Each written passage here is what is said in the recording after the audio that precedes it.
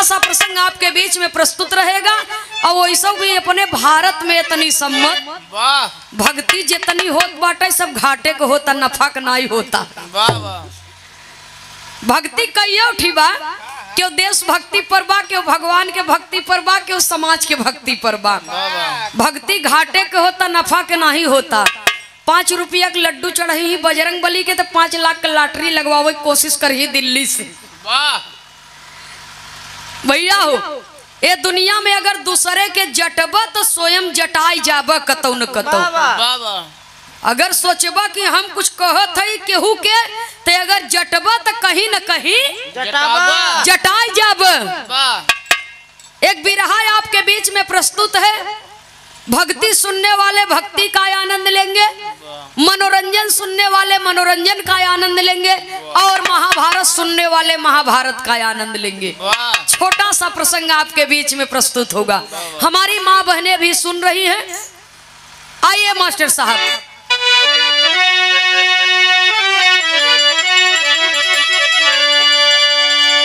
एक दिन मोहन मदन मुरारी गईले दुर्योधन के द्वारी, लखा निहारी कुरपति बोलाते ही बा।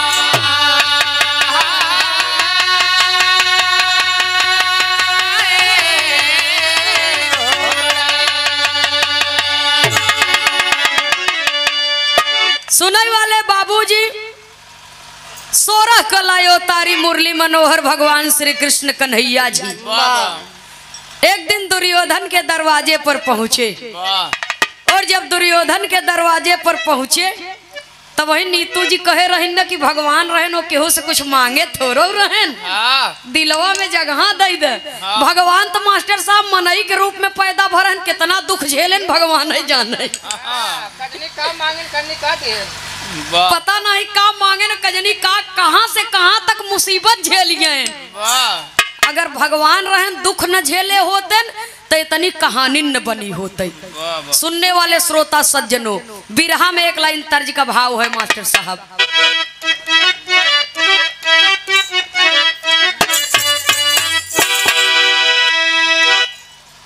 एक ही दुल्हन अपने दुल्हा से वादा की है बा। दुल्हवा कहे हम परदेश चला जाब, बिया भरा गवन दोंग नहीं भबा। काय परदेश चला जाब तू वहीं बनारस मेला में, काशी विश्वनाथ का मेला बहुत मशहूर बा, वहीं अब तो भेंट हो जाता है। अब पता नहीं अब कब आओ हम कितना दिन में लौट के। हाँ तब पहले ही समय ई बात रही कुल कि बिया हो जाए, गवन दोंग कब जाए जब लड़की लड़किया सयान हो जाए तब। और अब तो बियाह पर गए, मोबाइल गिफ्ट में मिल जाता, होए कि ना होए भगवान ही जाने। भैया लेकिन अब होए कि ना होए भगवान ही जाने, बातचीत चालू बा। सूरदास जी भूल गए होए कतौ होए, अब ढोल बजावा चुप मार के। सुनने वाले श्रोता सज्जनों, तब वो दुल्ही अपने पिया का निशानी बतावता।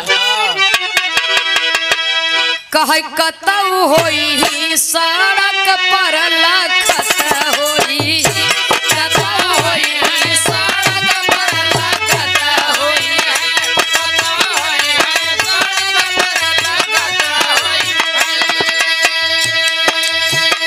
कतौ होई सड़क पर लखत होई, कतौ होई सड़क पर लखत होई, गले डाल के रुमलिया हंसत होई, गले डाल के रुमलिया हंसत होई, गले डाल के रुमलिया, गले डाल के रुमलिया हंसत होई। दुर्योधन कहता भगवान कन्हैया के देखी के कुरपति बोले आवहे बनवारी, कुरपति बोले आवहे बनवारी, कुरपति बोले आवहे बनवारी। सुनने वाले बाबूजी, बिरहा खाली मनोरंजन का साधन नहीं होते। बिरहा में कभी कभी कुछ ऐसी बातें मिलती हैं जो हमारे जीवन जीने में सहायक होती है। लेकिन दुर्योधन कहता, कुरपति बोले आवहे बनवारी,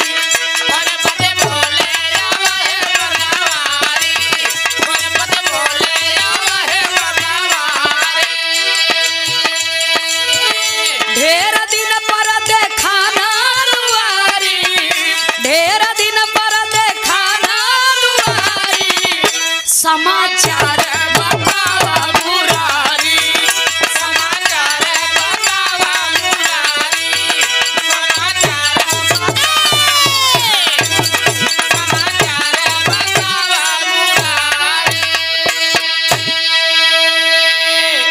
सुनने वाले बाबूजी, दुर्योधन भगवान कन्हैया के देख के कहा था, आइए आइए, देवकी नंदन श्री कृष्ण जी का स्वागत है, आइए प्रभु आइए। उच्च आसन दे करके बिठाया, उच्च आसन दे करके बिठाया और इतना बढ़िया स्वागत कर दी है दुर्योधन कि भगवान कन्हैया के करे जब गदगद हो गए, एकदम खुश हो गए।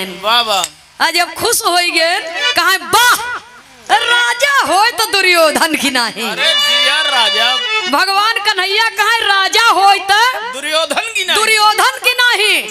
जब इतना बतिया सुना दुर्योधन तो फूल ही लगा, कहा भगवान कन्हैया हमार बड़ाई कह दिहन, राजा हो तो दुर्योधन की नहीं, मतलब हमारे जैसन राजा न अब यहाँ धरती पर क्यों पैदा भब न क्यों मामूली आदमी है। उठ के खड़ा हो गए दुर्योधन, सिंहासन से उठ के खड़ा हो गए, भगवान कन्हैया से कहा है कि हे केशव, हे यदुनंदन, हे मधुसूदन, एक ठे हमारे मन के शंका मिटाई दे। दुर्योधन भगवान कन्हैया से सवाल का करता, बिरहा में, बिरहा शैली में कवि को टेरी के भाव में लिखना पड़ा। बता जा हमसे आज बतिया, कौने कारण भइल चक्रधारी राजा, बता जा हमसे आज बतिया,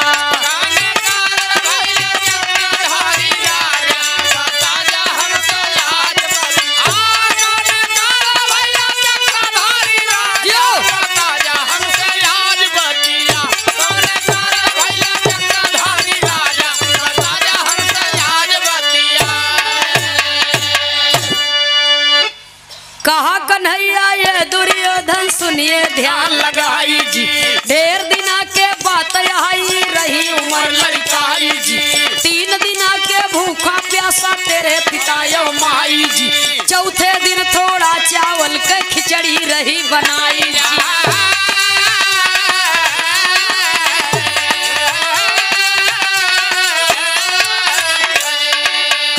परसी गई 3 ही थार, परसी गई 3 ही थार,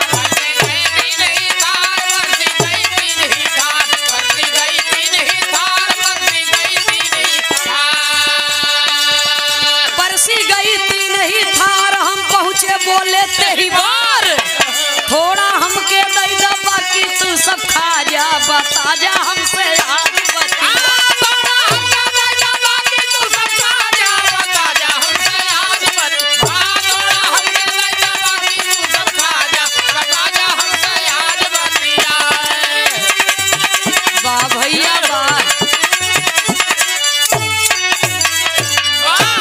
बिरहा सुने वाले बाबूजी। दुर्योधन कहा था कौन ऐसन कर्म किए रहे कि हम इतना बड़ा चक्रधारी राजा बन गए। भगवान कन्हैया कहा सुना दुर्योधन, करनी कर्तव्य जे जवन किए रहा तो ओकर फल ओके मिलत है। अगर जिंदगी भर पाप किए है, जिंदगी भर पाप किए है, दूसरे के हमेशा बुराई किए है, तो अगर जीवन समाप्त हो गए और आपका पाप खर्च न हो पाए, ये संतों की बाणी है, यदि आपका पाप न खर्च हो पाए तो अगला जन्म जहाँ भी लेबा वो पाप आपका पीछा करत रहे और पुण्य की है जीवन में और आपके जीवन खत्म हो गए, पुण्य आपका समाप्त नहीं हो पाए तो पुण्य भी जन्मों जन्म तक आपका पीछा करता रहेगा।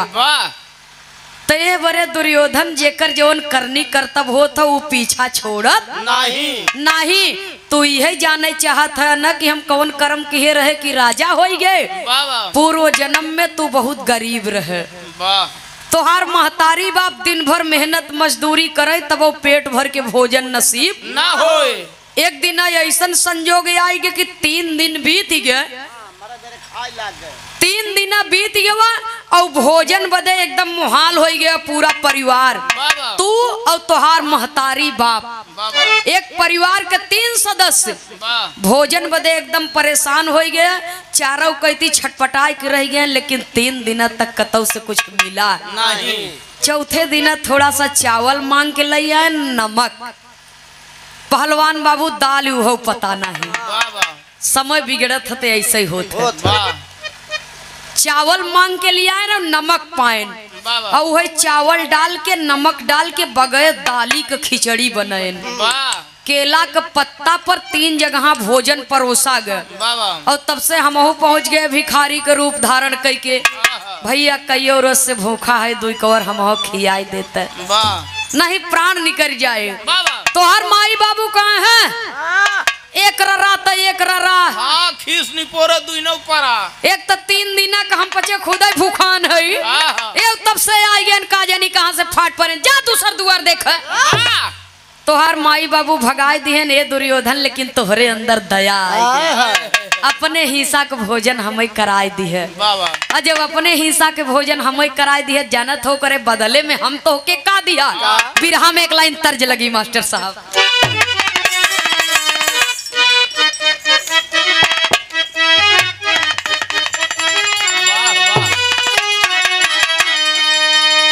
कोनो पिक्चर का गाना है। प्रेमी अपने प्रेमिका से मिले बदे बोलावत रहा और कैसे बोलावे भैया हो, गौवा के पिछवरवा बात सब रहा लेकिन पर्दे में का कहता, गौवा के पिछवरवा चाँद जब निकले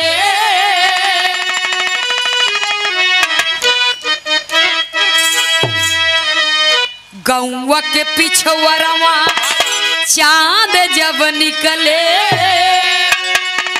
गौवा के पिछवरवा चाँद जब निकले तो धीरे धीरे नदिया किनारे चली आई। गौवा के पिछवरवा चाँद जब निकले, धीरे धीरे नदिया किनारे चली आई।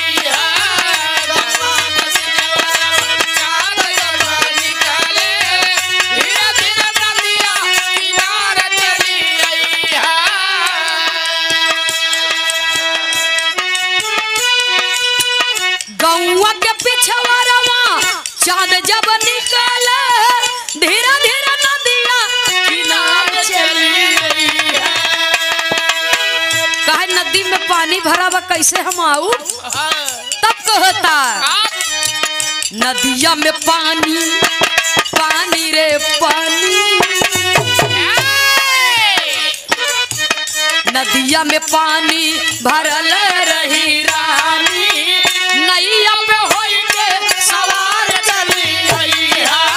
नदिया में पानी भरल रही रानी, नैया पे होई के सवार नदिया में पानी भरल रही रानी, नैया पे होई के सवार चली गई है। लेकिन बिरहा में भाव बा, वाह भगवान कन्हैया आपकी माया बड़ी अपरंपार है। भगवान श्री कृष्ण कन्हैया से दुर्योधन कहता है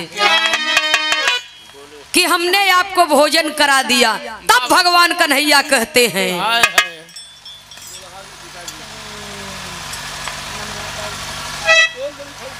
अच्छा दूल्हे बादशाह के पूजनीय पिताश्री जो चक्रवर्ती सम्राट महाराज दशरथ की उपाधि लेकर के बैठे हैं। अरे वाह, राम रूपी दुल्हा के बारात सजा करके करके लेके गए और सीता रूपी बहू को घर पे लेकर के आए हैं। आपके कर कमलों द्वारा सादर 201 रुपया देकर के सम्मान किया गया। बहुत बहुत सादर नमन, आशीर्वाद की कामना। जय श्री कृष्ण। अपने जमाना का सब दीवाना होता, समय समय की बात होती है बाबूजी। एक जमाना रहा कि यह तर्ज सब सुपरस्टार ही रहे। आज जवन निकरत बा आज के समय में सुपरस्टार बा। लेकिन भगवान श्री कृष्ण कन्हैया जी कहते हैं दुर्योधन से, क्या बोले कन्हैया कन्हैया हो राम, अरे बोले कन्हैया खिलाई जब दिहला तब तो के हम आशीर्वाद दई दिहली। बोले कन्हैया खिलाई जब दिहला तब तो के हम आशीर्वाद दई दिहली।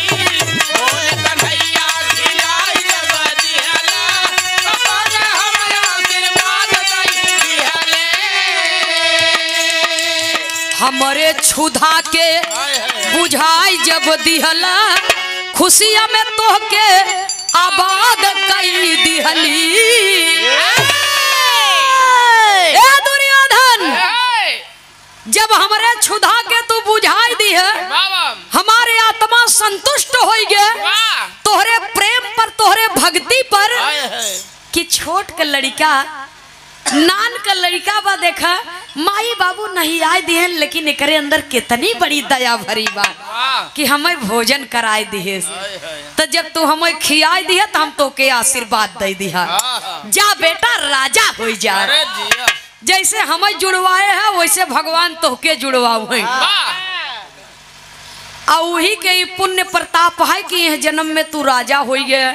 जब इतना सुने तब तो और अहंकार के अंकुर उपजई लगा दुर्योधन के मन में। अहंकार के अंकुर जामे लगा। अंगूर नहीं अंकुर, हाँ अंकुर मतलब अहंकार का बीज ओकरे मन में फूटे लगा धीरे धीरे।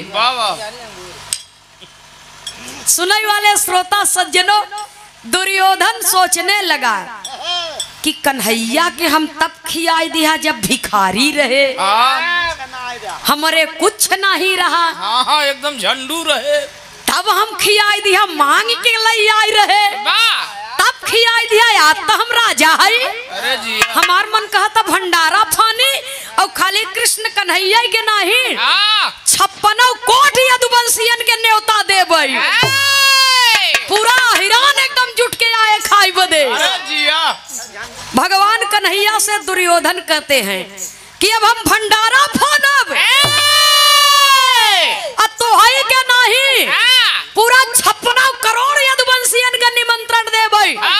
आवे के परी भंडारा में भोजन करे के परी। भगवान कन्हैया समझ गया ना, इसके मन में अहंकार आ गया है। तो सुनो दुर्योधन मेरी बात, भगवान कन्हैया कहत कहन बिरहा में तर्ज बदली मास्टर साहब।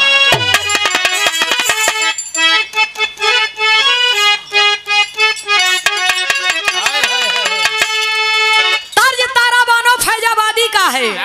हाथ में मेहंदी मांग से नूर बर्बाद कजरवा हो गईले। 100-150 साल पहले हमार मतारी बहन लोग गाए रही, हमारे भारत की माँ बहनों ने गाया। कैसे भैया हो? अरे अम्मा के डरिया पे कुह के कोयलिया, अम्मा के डरिया पे कुह के कोयलिया, कहो कैसे के मिलना होई हो, कहो कैसे के मिलना होई हो, कैसे के मिलना होई हो।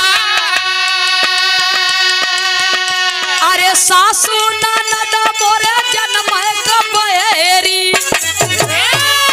सासू ननद मोरे जन्म कबेरी, कहो कैसे कललना होई हो, कहो कैसे कललना होई हो, कहो कैसे कललना होई हो। अरे सासू ननद मोरे जन्म कबेरी, सासू ननद मोरे जन्म कबेरी, कहो कैसे कललना होई हो।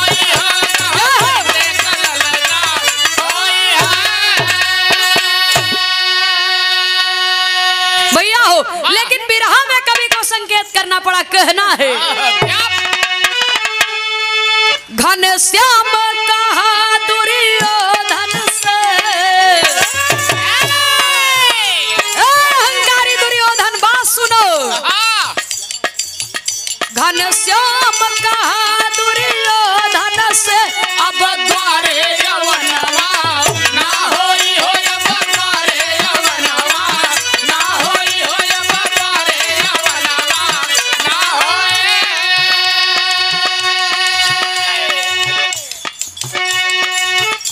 घनश्याम कहा दुर्योधन से अब द्वारे यवनवा ना होई। जितना क्षमता तब दिल में रहा,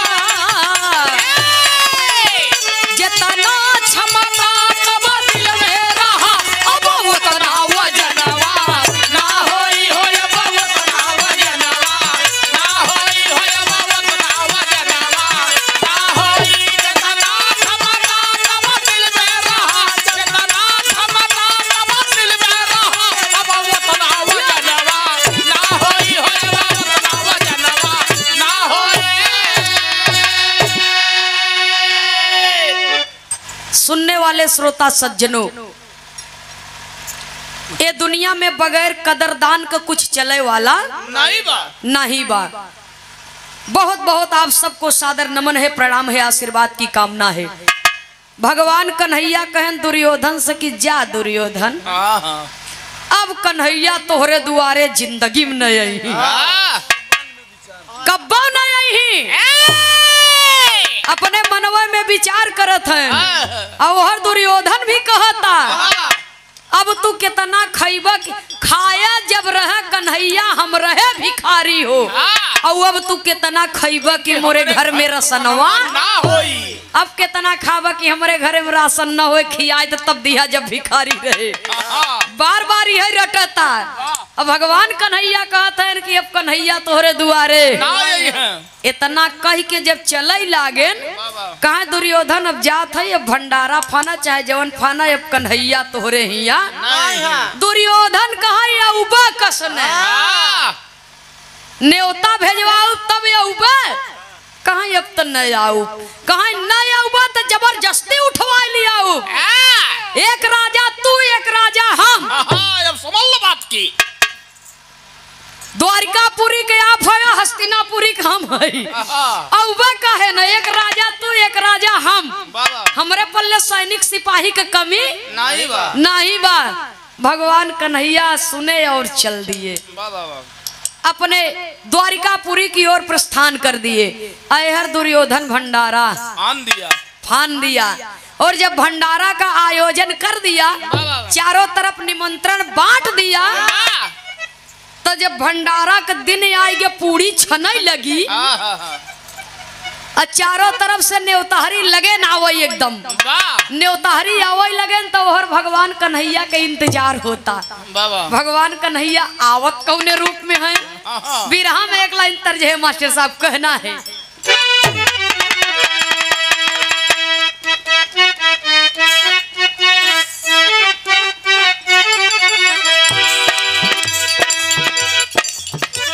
दरवाजा खुला छोड़ आई नींद के मारी, दरवाजा खुला छोड़ आई नींद के मारी, दरवाजा खुला छोड़ आई नींद के मारी। रात मोरे सैया ने पानी मांगा, रात मोरे सैया ने पानी मांगा, रात मोरे सैया ने पानी मांगा। मैं कुइया में ढकेल आई निदियो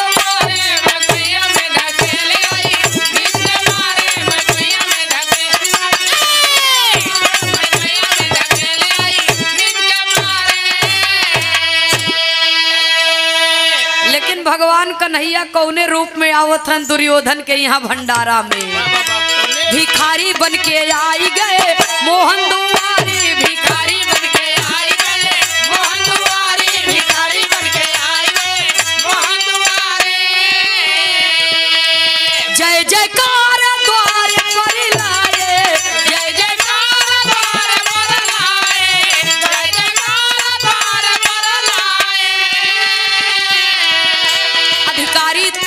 धाई गए मोहन दुआरी। सुनने वाले बाबूजी, बिरहा के लाइन में कवि को संकेत करना पड़ा। भगवान श्री कृष्ण कन्हैया एक फटी हुई धोती और हाथ में एक टेढ़ का लाठी लेके, हाँ कुबरी लेके, और कंधे पर झोली बा, हाथ में कमंडल है, थोड़ा सा जल है। अब फटही धोती बाबूजी ऐसा रूप बनाए हैं, मार हाथे गोड़े माछी भन भन लागत है, एकदम बेवाय फूटी गोड़े में जना ऐसा लागत था कईयों महीना से नहीं नहान है। मार भिन्न भिन्न माछी करत हैं, जे देखा तो कहा अरे मोर राम हो, ये दरिद्र कहाँ से आई ससुरवा भोजन करे बदे, सब सार ससुर गरियावत हैं। भगवान कन्हैया मन ही मन में मुस्कियात हैं, बा दुर्योधन कुल तोहरे कारण होता, एकर परिणाम तोहके मिले जरूर दुर्योधन।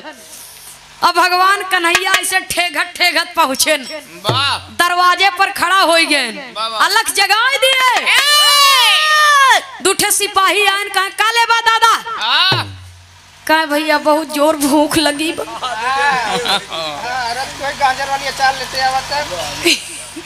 बहुत जोर भूख लगी बा, दूठ कचौड़ी खियाई देता भैया, नहीं हमार प्राण चल जाए, खाए बिना मर जाबे। इतना बात सुनत है और चर्चे जने कहा यार अब जयकारा लगबे न भे, तब से न के खियाई दे, का जनी कहां से ई खारी भिखारी दुर्योधन नहीं कि न्योता दिए न, इनसे बढ़िया मनई दुनिया में नहीं मिला रहन।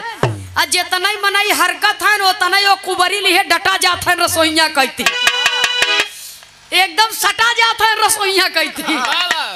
आज जब रसोइया कहीं सटा जाता है, दुर्योधन के गुस्सा लग गए, अब गुस्सा में आदेश दे दिए दूठे सिपाही के कि ले जाएगा साले के घसीट के टंगड़ी पकड़ के दूर फेंक हुआ, न जाने कहां से ये नीच अधर्मी पापी आ गया मेरे दरबार में, पूरा का पूरा भंडारा सत्यानाश कर देगा। और जब इतना बात सुनत है, भगवान कन्हैया हाथ जोड़े खड़ा है, कुछ बोलत नहीं है, और सिपाही अपने राजा का आदेश पाए तो श्री कृष्ण कन्हैया जी के संगे करत का है। बिरहा में पहपट के लाइन में लिखना पड़ा।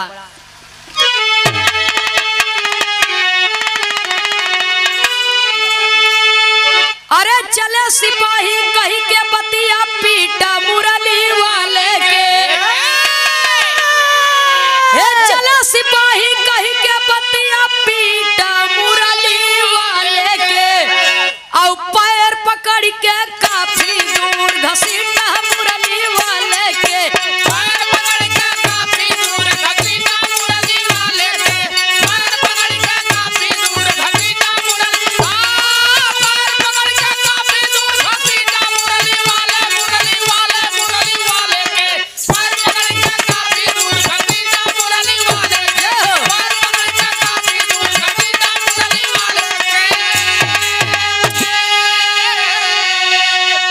कहीं कन्हैया छोड़ जियरा सहले बहुत कसाला हो, ऊंचे खाले कांकर पाथर पड़ गईला अब छाला हो, अरे बाप रे खेहुना गेठुना फूटा मुरली वाले के, और कपड़ा ऊपर पड़ा लहू के छीटा मुरली वाले के।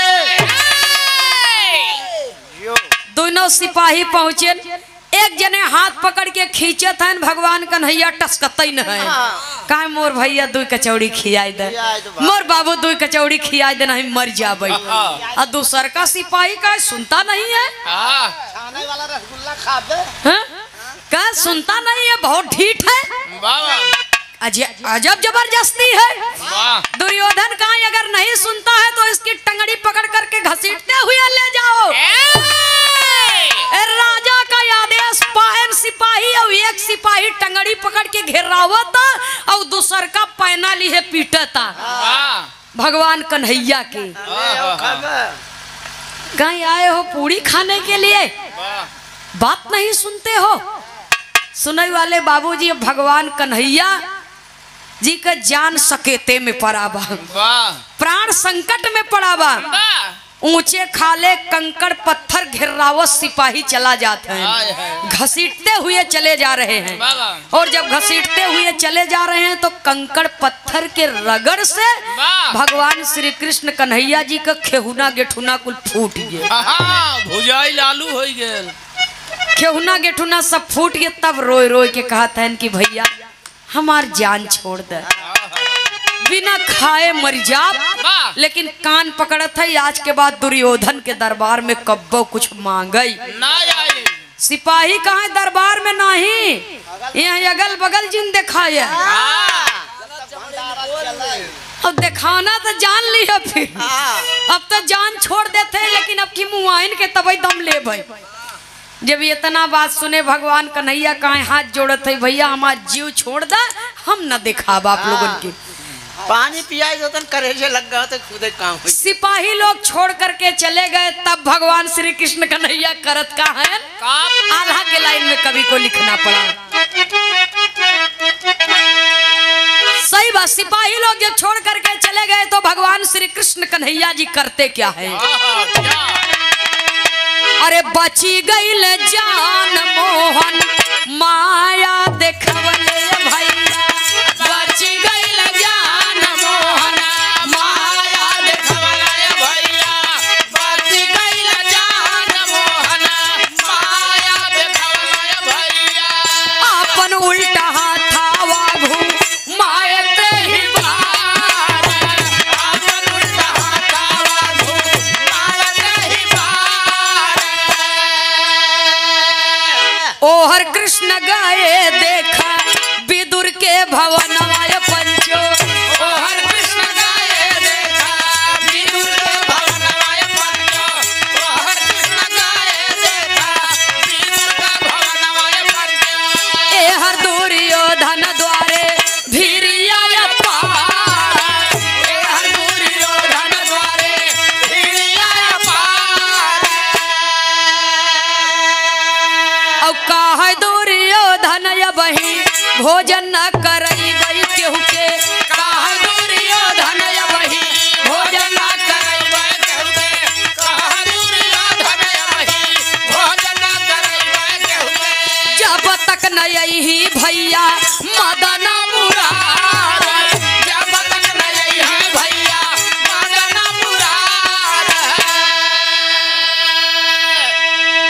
भगवान श्री कृष्ण कन्हैया अपनी माया जाल फैला दिए और असली रूप में आई गए।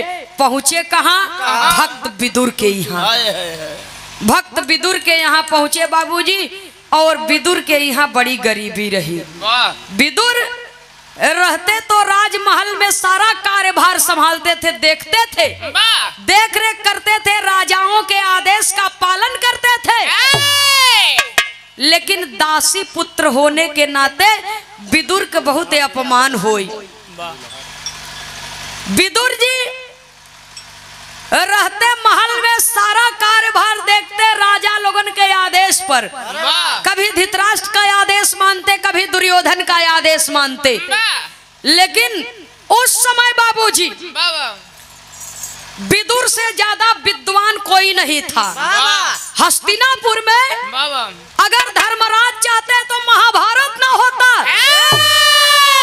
लोग कहते हैं कि बर्बरी का 18 दिन का महाभारत देखा था। लोग ये भी कहते हैं कि संजय दिव्य दृष्टि वाला था, वो महाभारत की सारी कथाएं धृतराष्ट्र जी को बता रहा था। लेकिन लिखा हुआ प्रमाण मिलता है कि विदुर जैसा महात्मा आपको नहीं मिलेगा बाबूजी।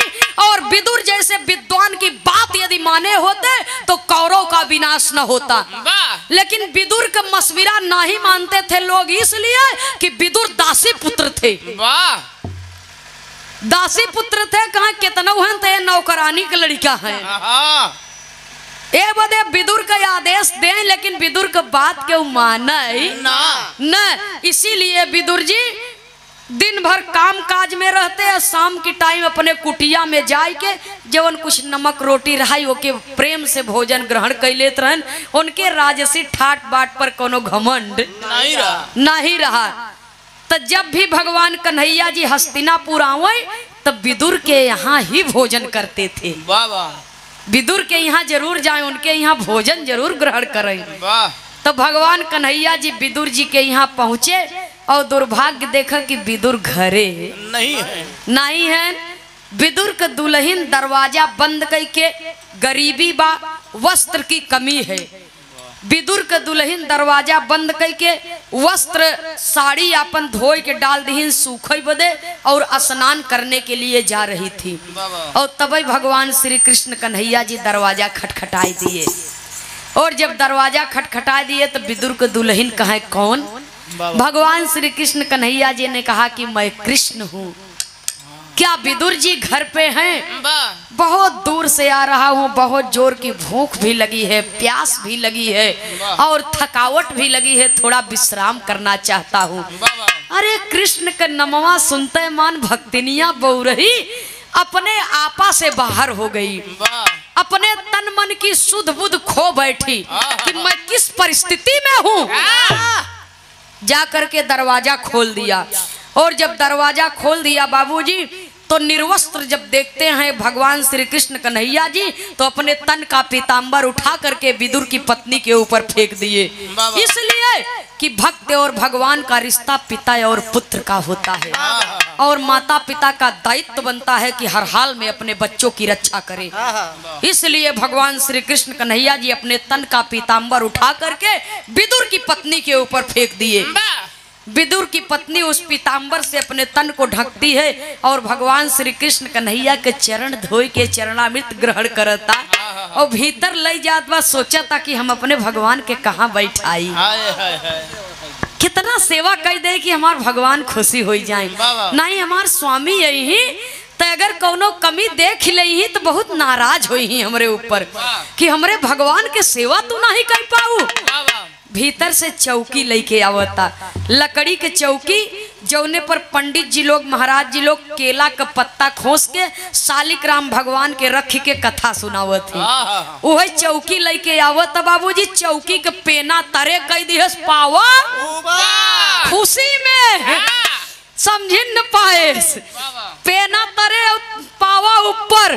भगवान कन्हैया से कहे प्रभु आसन ग्रहण कीजिए। वाह भगवान वाह।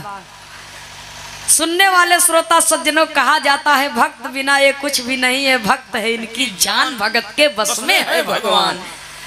भगवान श्री कृष्ण कन्हैया उल्टी चौकी पर प्रेम से आसन लगाए लिहन।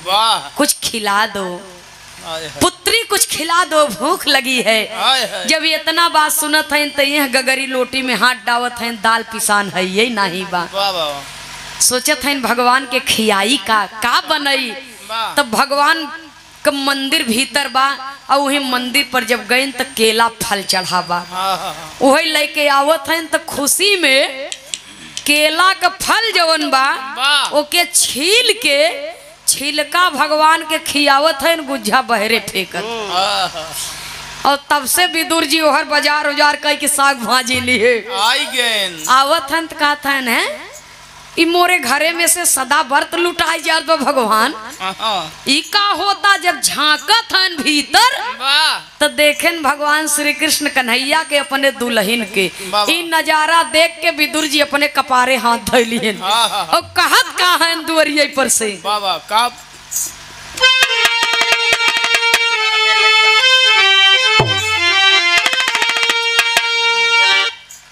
अरे सोचेला मनवा, हम सोचेला मनवा भैया सोचेला मनवा, पागल होई गई मोर जाना नवा, सोचे मनवा पागल होई गई मोर जाना नवा, सोचे मनवा पागल होई गई मोर जाना नवा, सोचे मनवा भैया सोचे मनवा बाबू सोचे मनवा, पागल होई गई मोर जाना नवा, सोचे मनवा पागल होई गई मोर जाना नवा, सोचे मनवा।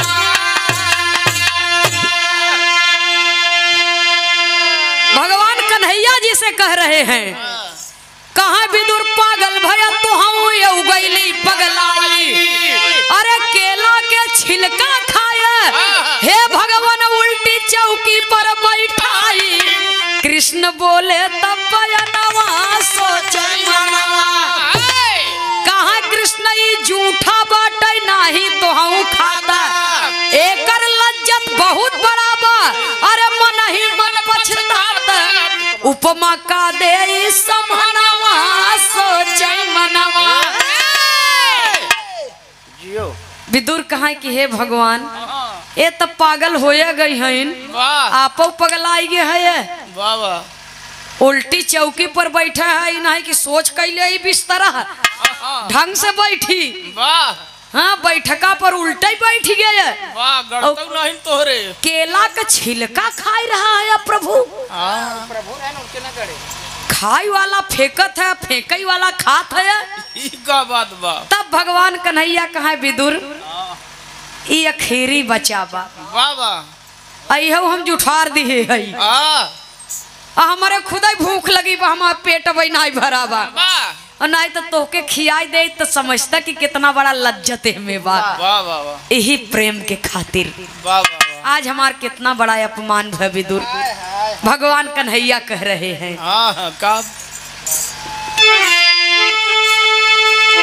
मान के मकुनी बहुत यहाँ अपमान के मेवा माटी अरे दुर्योधन घर मेवा त्यागा साग विदुर घर चाटी खाटी राम ही तारा नहवा सोचे मना।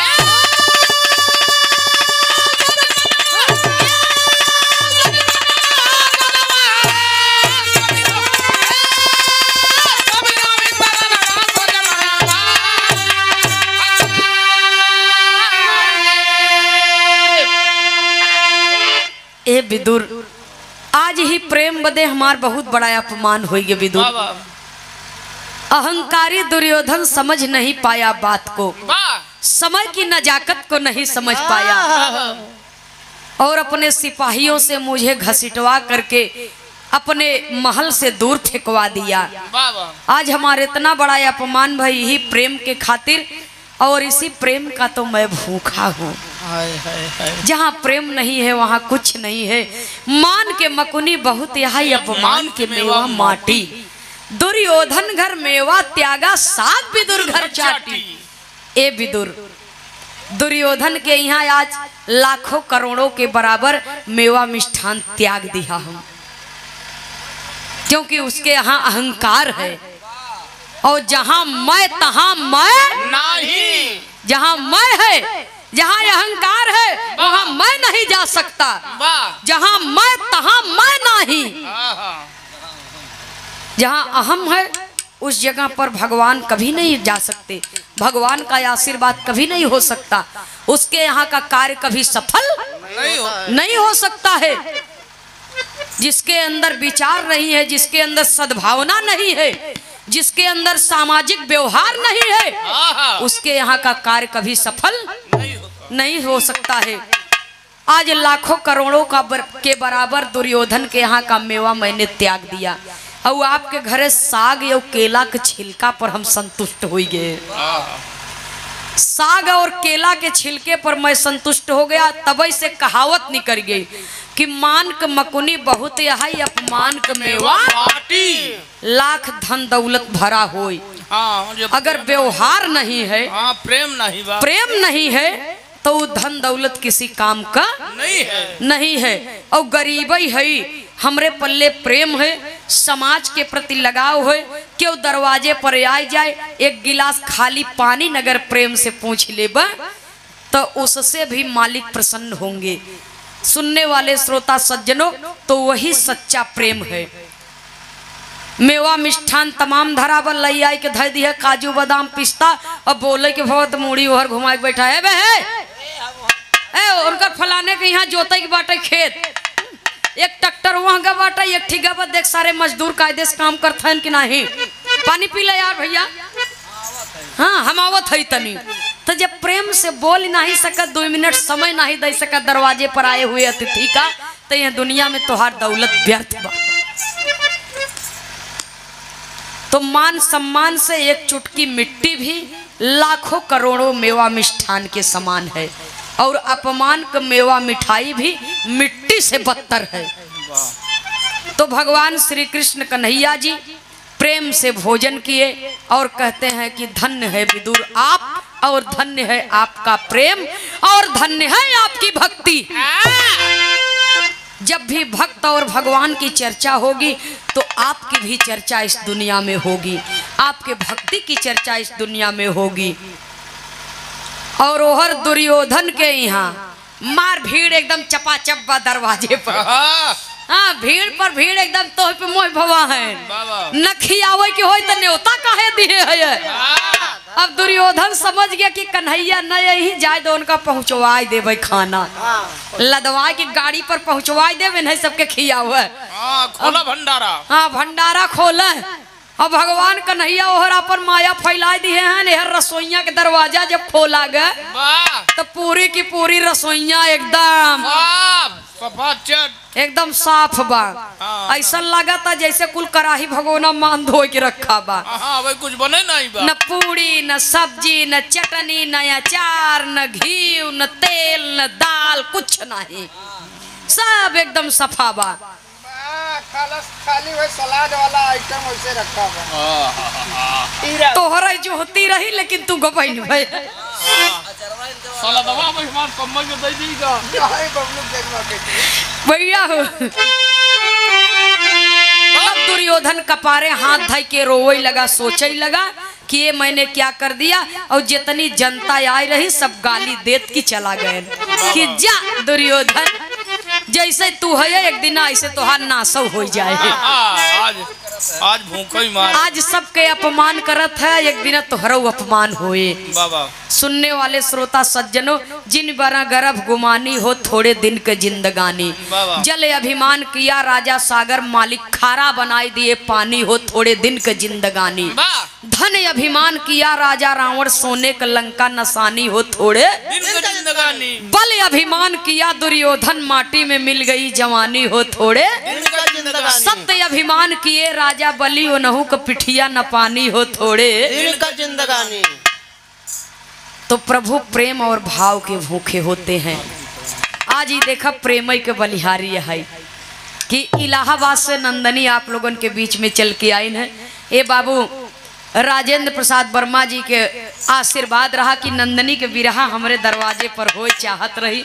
ये हमारा सौभाग्य है बाबूजी कि आपके दरवाजे पर हमें विरहा गाने का अवसर प्राप्त हुआ। बाबू श्रीनाथ यादव जी के देन है। और हमारे गावे बजावे में अगर कोई गलती हुई होगी, हमारे शब्दों से किसी सज्जन को ठेस लगा होगा जाने अनजाने में, तो हम हृदय की गहराइयों से क्षमा प्रार्थी हैं। जियत जिंदगी रही फिर कबो भेंट दीदार हुई। अंतिम लाइन में खानदान के परिचय के साथ में कवि को संकेत करना पड़ा और यहीं से आखिरी प्रस्तुति हमारे तरफ से कहना है बाबूजी।